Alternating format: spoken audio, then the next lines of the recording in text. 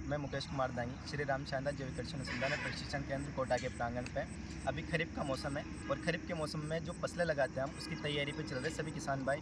तो कई जगह अलग अलग तरह के फसल लगाते हैं। तो आपने मिलेट्स के बारे में सुना होगा। तो मिलेट्स क्या होती है? तो मिलेट्स 4-5 प्रकार की एक फसलें होती है, जैसे 6-7 प्रकार की भी रहती है, पर लेकिन 2-3 फसलें के बारे में तो सभी को पता है, बाकी के बारे में पता नहीं होता है। तो मिलेट्स जैसे रागी, सांवा, कोंदा और कंगनी। तो इसकी नर्सरी भी तैयार कर सकते हैं हम, जैसे धान की नर्सरी तैयार करते हैं इसी प्रकार इनकी नर्सरी तैयार कर सकते हैं। नर्सरी तैयार करने के बाद में इसकी रोपाई भी कर सकते हैं। अगर हम नर्सरी तैयार नहीं करेंगे और बीज डायरेक्ट लगाएंगे तो कम से भी कम 20 जून के लगभग, 20 जून से 25 जून के लगभग हम बीज खेत के लगा के छिड़काव विधि से भी लगा सकते हो, सीड ड्रिल द्वारा भी लगा सकते हैं। लेकिन इसकी पौध तैयार करके लगाते तो अच्छी मानी जाती है, क्योंकि उसमें खरपतवार ज़्यादा नहीं होते हैं और जो पोषक तत्व की हानि होती है वो भी नहीं होती है, डायरेक्ट ही खेत के अंदर चले जाते हैं।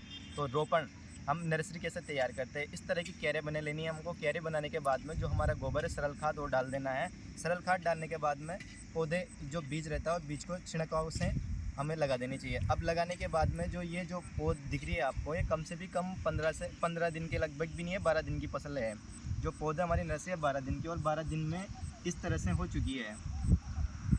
आप देख रहे हो पौध लगभग 12 दिन में से तैयार हो चुकी है। अब इसमें हमने क्या किया है, एक तो ताज़ा गोबर का घोल डाला है पानी के साथ में, और इसके बाद में हमने एक गौमूत्र का स्प्रे किया है। तो इस प्रकार ये देख सकते हो, इस तरह से क्यारिया है, उस तरह से हमारे पौध तैयार हो चुका है। तो आप भी इस तरह मिलेट्स की खेती करना चाहते हो तो इस तरह से आप नर्सरी तैयार कर सकते हो। और जैसे हम धान की, जैसे धान के हम पौधे लगाते हो उस तरह से इसको ट्रांसप्लांट कर सकते हैं।